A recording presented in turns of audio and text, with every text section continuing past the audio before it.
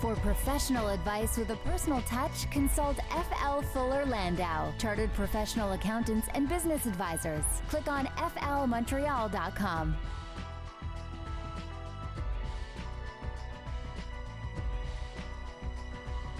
Welcome to today's Entrepreneur, inspiring stories from Quebec entrepreneurs. This is Josh Miller from FL Fuller Landau. The voice you are not hearing tonight is Mr. Dan Delmar. He's a little under the weather, so we extend our best to him and hope he recovers quickly as spring is in the air, notwithstanding the fact that it's still really darn frigid outside. Today on the program, we are going to welcome a couple of ladies, a couple of female entrepreneurs from Pronexia. It's a headhunting and recruitment agency that's been around quite a few years, and we're going to hear their story. They're going to talk about how they first got into it, how they deal with basement recruiters, how they deal and try and help company culture, and of course being a female entrepreneur in of course a male-dominated entrepreneur society. So that's coming up later in the program. But before we get there, just a few little news items of the week, stuff that I've been reading in and out over the last few days. And there's no question there's always a lot of talk about entrepreneurs and their success stories out there. We always hear about the great successes and everybody's making, people are making millions and all the fun stuff. But the reality is there's so many failures. And we've heard on this program for many years as we're coming to the end of our 9th season and our 200th show coming up soon. So that should be a lot of fun in May. But we definitely hear some great stories and some great screw-ups, some great failures. You've heard on the program a little before. We also, FL and our sister P Vizio co-founded F-Up Nights, Foul Up Nights in Montreal, the next one being April 18th. That's going to take place at Four Origins Brewery. But there's so much to be learned from failures. There's always so much more to be learned from making mistakes than from your successes. And I fell across this article in Entrepreneur magazine, and it was talking about some famous people that really screwed up over the years. So let me list out a few of them. And you probably know, you definitely know all the names here. And maybe you know some of the stories, maybe you don't, but here we go. Steve Jobs. So as we all know, Steve Jobs did start the Apple company. But the question is, did you know that in '85 he was fired from that company that he founded when the board of directors removed him? He moved on and he started a company called Next, and he bought a little animation studio called Pixar. I'm sure people know that one.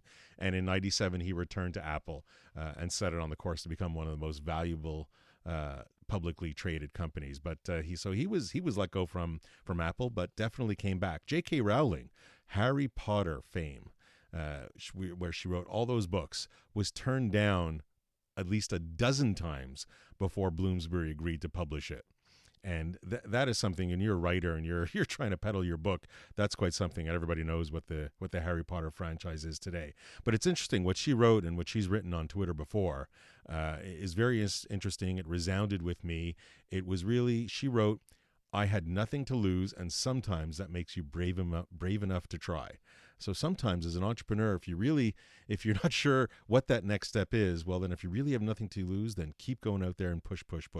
Elon Musk, how can you not have a discussion about failure and not mention Elon Musk? Notwithstanding all the successes, at the beginning of his career, couldn't get a job at Netscape in the 90s, fired from his job at PayPal as CEO, but then, of course, went on to with Tesla and SpaceX and all that. However, there's still a lot of slowness and production bottlenecks at Tesla and the odd rocket explosion. So he has certainly come across his share of failures. It's now 7:10, and you're listening to Josh Miller from FL Montreal on today's Entrepreneur. Dan Delmar is unfortunately not with us tonight as he's battling a bit of a cold, but we wish him well and to come back soon.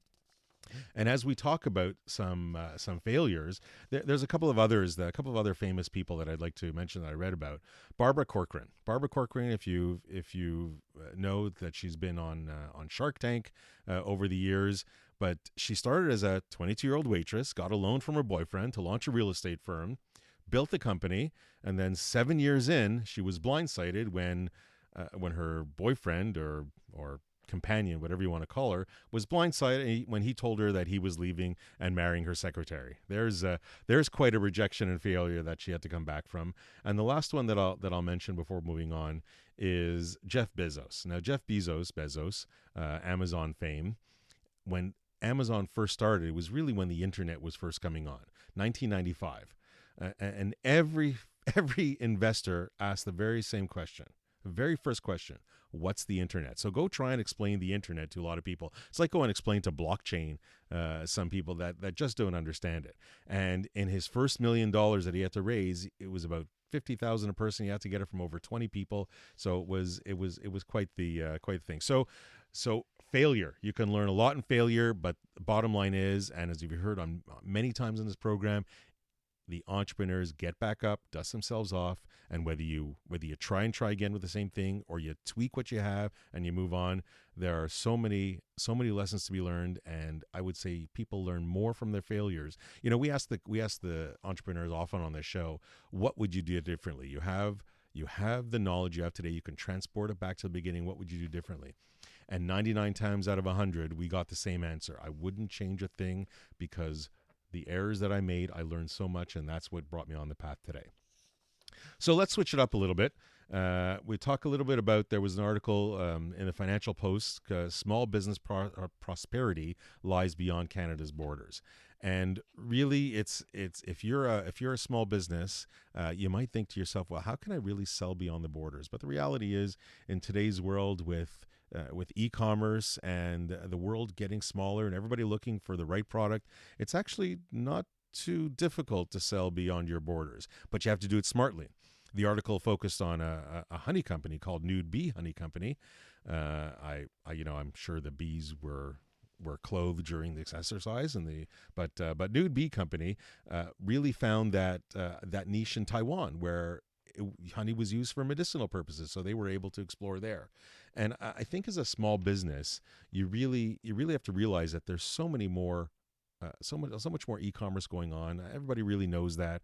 In 2016, you had 22 Americans shopped online from Canadian businesses alone, spending close to $9 billion. E-commerce sales climbed 30% in 2017. They're estimated to hit close to $57 billion this year. So it's really there. But what are the strategies? What really can, and this article added a couple of strategies that entrepreneurs should consider when looking at cross-border opportunities. And I'll highlight a couple of them. Start with a familiar territory. If you think your product is going to sell in China, know the Chinese market. Most often people understand the U.S. economy because it's really close to us, and start there. If you think your product is going to do better in a we'll call it a more foreign territory, something that's not really normal, then by all means check it out. Go investigate it. Get a partner over there.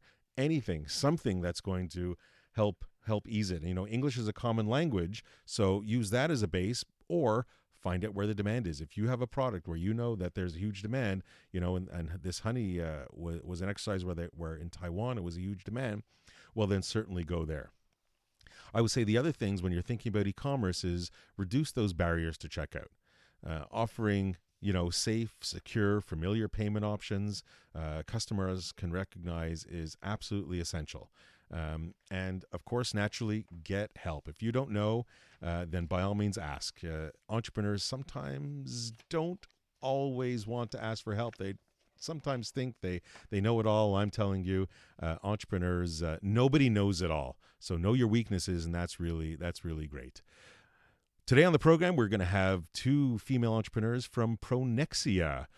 They are Moranne Elarar and Marina Byezhanova, and they are going to join us shortly, and they're going to talk about their recruiting agency. As well, later on in the program, we're going to bring in Micheline Maillet from Visio, and she's going to chat about company culture and recruiting and how maybe companies themselves can help themselves instead of just going out and peddling their name. Because if you have a great place to work at and work for, then people will come to you. So stay tuned for that coming up.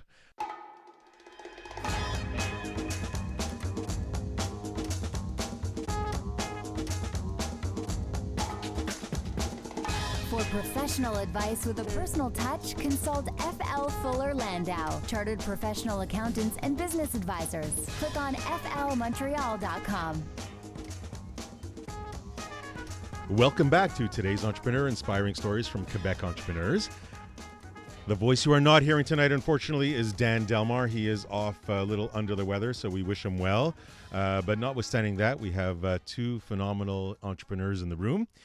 From Pronexia, we have Marina Byezhanova, because she's been making fun of me about screwing up her name. So Marina Byezhanova and Moranne Elarar of Pronexia. Welcome, ladies. Thank you. Thank you for having us. You are most welcome. I'm actually really looking forward to this program. There's so much to talk about. I know we're not going to have enough time, but so let's jump right into it. Pronexia. What is Pronexia? And by the way, if we don't have enough time, you're always welcome to have us back, Josh.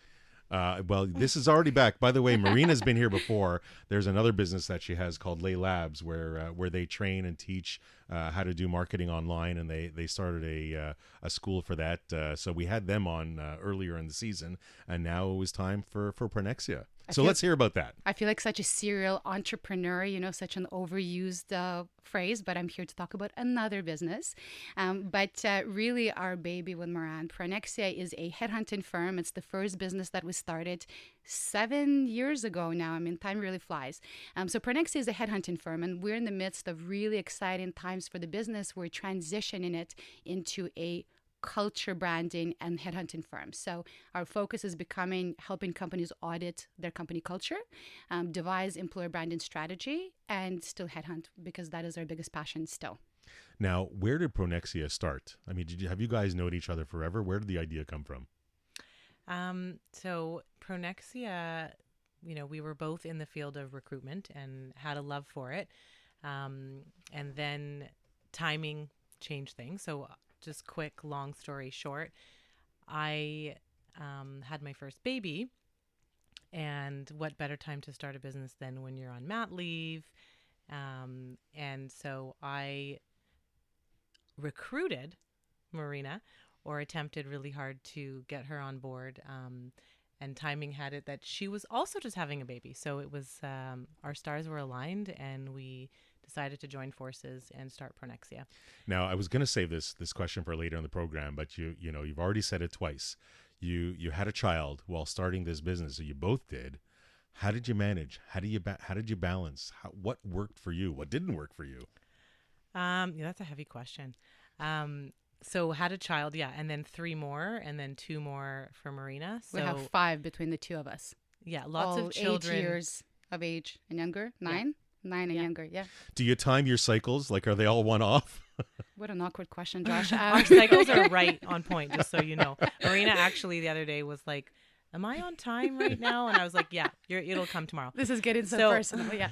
So how did you balance? You're starting a new business. Yeah. You have baby. So what worked? the straight answer is there is no balance. I just want to make that clear, because there still is no balance.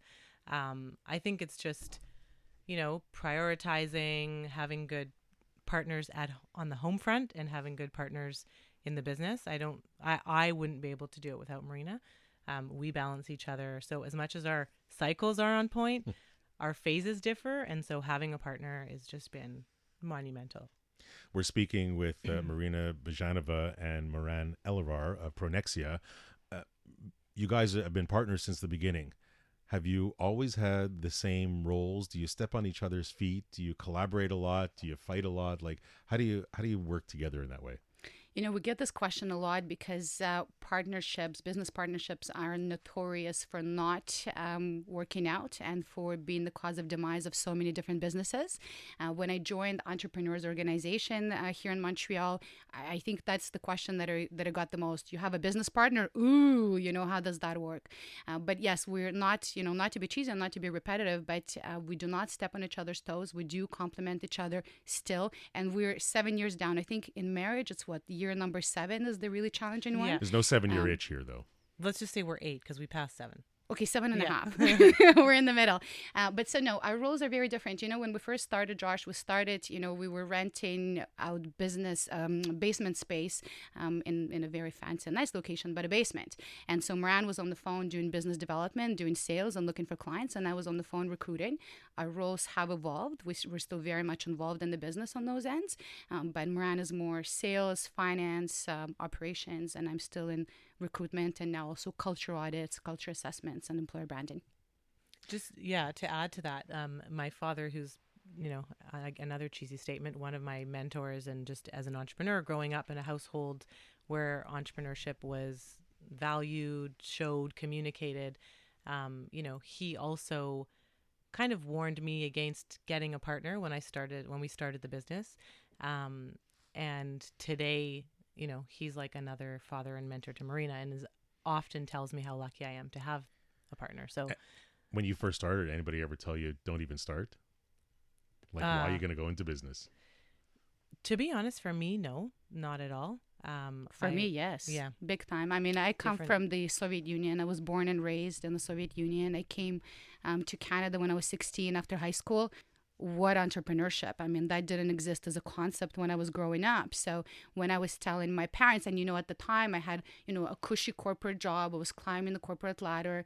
I was any immigrant parent's dream child because I had, office with a view on the 18th floor. So, we could come take pictures and send them back home. So it was great. So no, of course, I would say 99% of people told me not to start and that it was too risky. And especially, having a baby on the way. I got no's. I was yes. complete opposite. My family was like, why aren't you already doing this? Oh, you're having a baby, perfect timing. How can we help? What can we do? I guess it depends on the family, the culture, where you've been raised, and and there's no question, but I'm glad your dad was there, certainly as a mentor, father figure and mentor, certainly to give guidance, and there's definitely a team around you as well. It is not just the two of you. So there's no doubt about Absolutely that. Not. So we have lots more to talk about. We're going to talk about human resource. We're going to talk about your marketing, little exclusivity. What do you ever said no to a client? How do you deal with cash flow when you're first starting a business? And of course, you're both female entrepreneurs, which is great. Did anybody ever treat you not so well because you were female entrepreneurs? So a lot of that coming back when we return. For professional advice with a personal touch, consult FL Fuller Landau, Chartered Professional Accountants and Business Advisors. Click on flmontreal.com.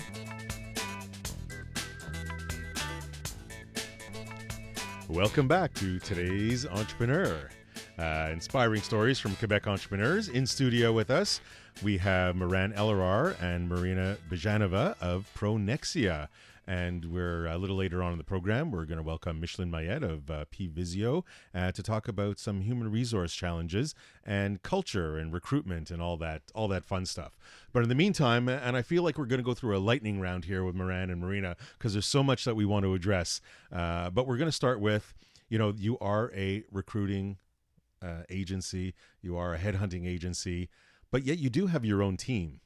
So talk to us about your team and what you look for, how you found. Has it been easy to find people for yourself? We often joke, we have this internal joke at the office because we fire a lot of clients and we also say no to a lot of business. And we've said on many occasions jokingly, I hope it is a joke, but we've said that if we were a client, we would have fired ourselves by now because we are the most picky, the most difficult client, quote unquote, that we've ever had. We're absolutely fortunate to right now have a team of absolute A players. And because they are in the market, they're dealing with companies that are looking to hire, they get recruited by our clients or potential clients all the time. So it's just a testament to the absolutely phenomenal team that we have. We're very fortunate to have them. So what do you look for? Are you looking for certain assets, certain skills? Are you looking more on the character and attitude side? What do you look for? So firstly, character comes above all, and I think that, we tell our clients as much as we tell ourselves, we can train on skill, and you can't train or teach or, own soft skills. And so, you could look at our team and where they all come from, completely different backgrounds, education-wise and also experience and professional-wise. For us, really, we're looking for character that aligns with our values, that fits our culture before experience. So we really don't even consider the CVs so strongly when we're hiring for ourselves. And so our clients will hear that from us too, where we're really suggesting that they look past just a CV and just what's on the paper. But you still have to narrow it down. So you got to start somewhere. For sure. Yeah. And we have different skill sets internally where we have, the client strategists that are more sales focused but that type of personality. And then we have recruiters that are more researching and headhunting. And so obviously they have skills that are relevant, but the personalities come first. Now, I want to pick up on something you said earlier, Marina, saying no to customers. You've actually said no to customers, and did you say that early on when you first started? We did. And, this goes way back to when Moranne and I were first started the business. I think maybe our month 3 of Pronexia being incorporated is when we had that experience. So when we first started the business, one thing that we did right from the beginning, because we certainly did a lot of things that were not right, but we sat down and we determined what our vision was for the business, what the mission was, and what the values were. And one of our core values from that day one, when we were still on Moranne's patio, coming up with a quote-unquote business plan, was wow candidate experience. And so not client experience, but candidate experience. And it's becoming more of a buzz phrase right now, but 7.5 years ago, it wasn't really talked about. Candidates were looked at as, sort of the inventory and, in and out. For us, it was important. And then we realized that we are only as good at living through with our values as our clients. Our clients' reputation becomes our reputation. And if our clients are not aligned with our values, then that becomes a problem. So month 3 of Pronexia's existence, we fired a huge account that might have been the only really account that we had at the time. Money flowing in, we're filling positions, and they provided really poor candidate experience to one of our candidates. And we said no, and we walked away from that business, which was really painful. But it made us realize that we were aligned and that it was a true value. When we do culture audits for our clients, we always tell them, when you look at your values have to incur real pain to your business. And what that means is how far are you ready to have, you living your company value affect the bottom line? If you're not, if you would look the other way, then it's not a real value. So for us, it has been. We're talking with Moranne Elarar and Marina Byezhanova of Pronexia. And so what you're trying to say is no money in the bank and you fired a client. It hurts. Yeah. I remember that moment when Moranne did the final, because they kept calling us back. They thought that what we did was really cool and really impressive, and other recruiters don't do it. So they kept calling us back, and it kept escalating to more and more senior level. And then the last phone call was when a vice president of a sister company called and said, you know what, great what you did. Forget about those entry-level roles, which is what we were working on originally. We will give you 2 executive positions. Exclusivity, only will work with you because we really respect what you did, and you will work on those positions. And I remember that moment of Moranne staring at me from across a very narrow desk. We had a very, very, very small office at the time, and she's staring at me. I can't hear what's happening on the other side of the line, and she goes, with all due respect, if you do not treat all of your employees internally the same way, then we're not the right partner for you. And she hangs up the phone and she goes, what have I done? We don't have any money in the bank. I was super scared in the moment. I was thinking, oh gosh, is Marina going to be on the same page? Is she going to think I'm crazy? How am I saying no to business? So I felt like it was a risk, but within a minute, she confirmed that we were aligned. And I was so proud. That's great. I still am. Exclusivity. You mentioned exclusivity before. Is that mandatory? Like over the years, you must be exclusive with your customers. What's been the philosophy that you've taken? Well, right now, it took us a very long time to build because exclusivity is not something that our business is known about. It's everybody fighting for the same piece of the pie. The industry is such, right? It's absolutely. No, recruitment industry is exceptionally competitive, right? And there's just more than anybody can even keep track of. But now, as it stands today, 7 years into the business, about 90% of the mandates that we have right now, our clients are working with us on an exclusive basis, which is quite incredible and quite an accomplishment on the side of our team. I think it's also just an easier way for us also to filter out companies that aren't aligned. It was hard to swallow the pill and say, okay, we're just going to work with companies that want to be exclusive, because not many companies do. But once we started demanding that more, we just saw clearly how aligned we were with our clients. So it's a You're screening two process. successful female entrepreneurs. Was it difficult to gain respect in an industry? Did you ever feel slighted in any way as a female business person? They're looking That's at a each hot- other. By the way, it's radio. They're looking Yeah. at each other. Think, who's going first? Who's gonna be the hot most and fiery honest? question. Yeah. No names. Well, You don't have to say who yeah. slighted you. I think that both of us have confirmed with each other lately that it's been more recent that we've felt the difference being a female entrepreneur versus just an entrepreneur or just a business person. I think the more success that we see, the more we're involved in different organizations and different boards and a lot more senior networking. That's where we've been starting to feel a little bit of a different type of vibe from the counterpart, let's just say. Marina, do you have a different She'll be answer? a little more explicit. Oh, damn it. Or The don't. pressure. She's from the Soviet Union. She's Yeah. just going to bring it out. Pressure. I agree with Moranne in that it has been more recent. I think that once, barrier to entry as far as starting the business, there's none. They're all the same, male or female. It's once you are scaling the business. It's once you become, a $1 million business, multi-million in revenue. Then, of course, you've scaled to a different league and different things. But yeah, I get a lot of questions of, oh, you have employees, you have an office, you do, and then a whole sort of other level of respect. But yeah, absolutely, there are differences. Yeah, I think also just I also get more questions about anything not related to my business a lot of the time. I feel like, why are you always asking me about my home front or my kids, or and how are you balancing all that versus where's the business at? Are you growing? Or so it's also not just the questions, but the lack of questions. But one of the things that I recently read is that people will take a salary cut or will accept an offer that's on average $3,500 less if they're working for a man versus a woman. So there's also that. Isn't that Very, crazy? very interesting, and Not I'm good sure for we our could chat hiring. about this for a long time. Thank you for your thoughts on that. We're talking with Marina and Moranne from Pronexia, and coming up, we're going to talk culture and recruiting with Micheline Maillet from Byezhanova is going to come in and join the conversation, and of course, the one piece of advice that Marina and Moranne will give towards the end of the program.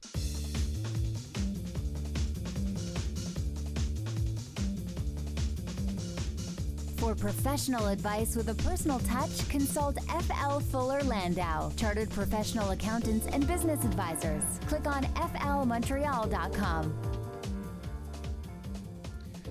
Welcome back to today's Entrepreneur, Inspiring Stories from Quebec Entrepreneurs. This is Josh Miller from FL Fuller Landau.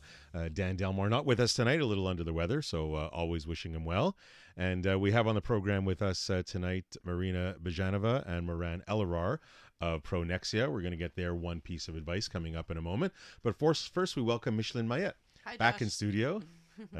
Welcome, Micheline, and we're going to chat. Recruitment is on the brain tonight, and culture a little bit too. So I guess the question that I have that I'd love to explore on the challenge is, there is a lot of recruitment that's going on.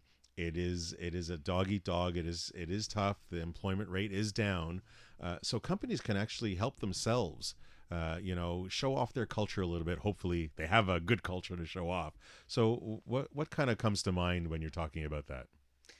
I mean, for sure, some entrepreneurs realized it a while ago. Others are just realizing it now, that the candidates really are the ones that have to buy into you and not, yes, the other way around, but it's equally important that the candidate, be sold on why they should work for your company.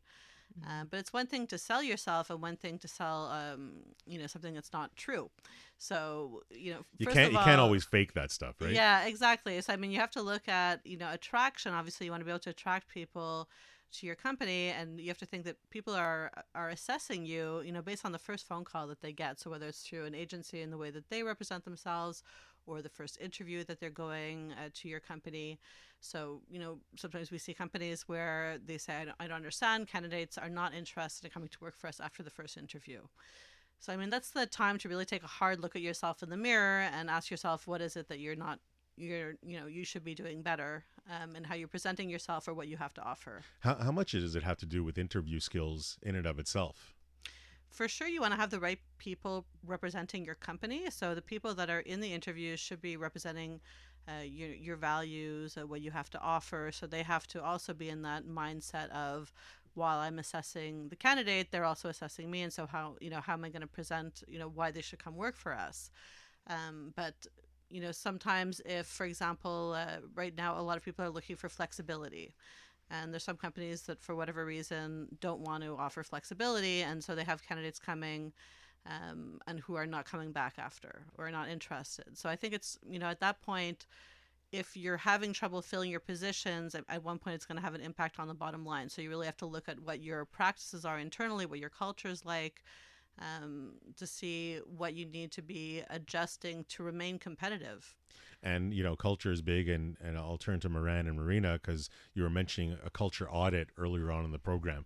What are you seeing with your clients, customers, and what are you kind of suggesting to them how they should improve to attract?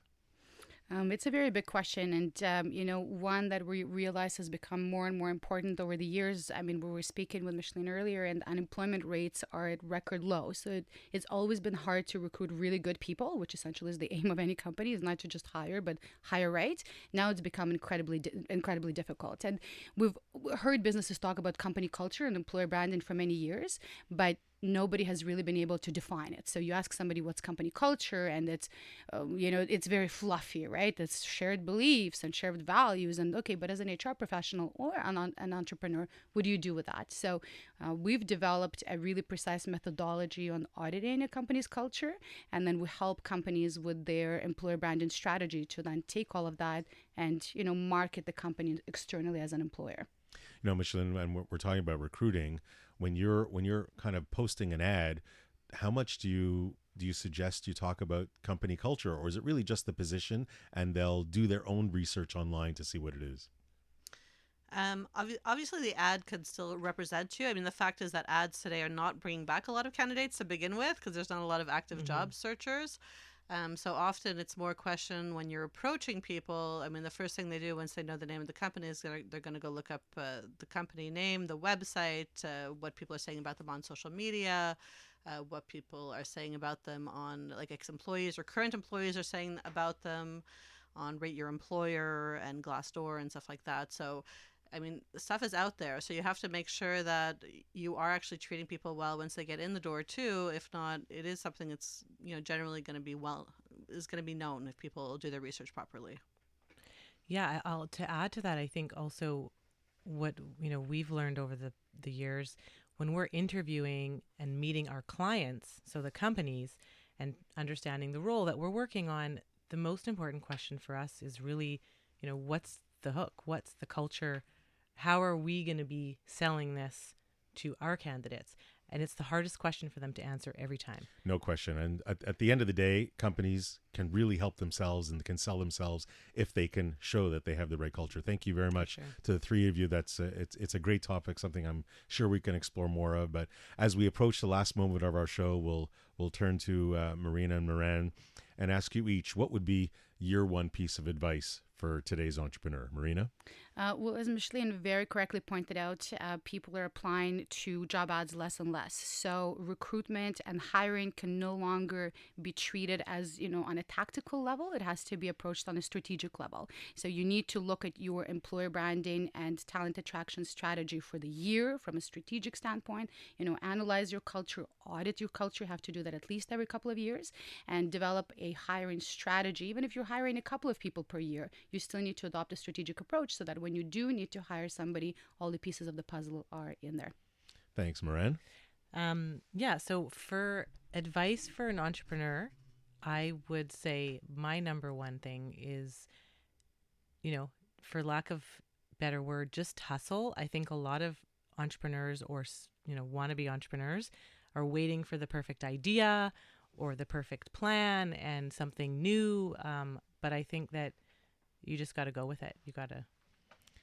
Excellent. Thank you very much to Moranne, Elarar and Marina Byezhanova of Pronexia. Thank you very much for joining us and sharing your story. And thanks to Micheline Maillet from Pvisio and talking about that culture and recruiting. Thanks to you for listening at home. For today's Entrepreneur, we are finishing up. If you want to hear past shows, please don't hesitate. Go to flmontreal.com in the community section and listen to our 190 some odd past shows, 200 shows coming up real soon. Have a great night.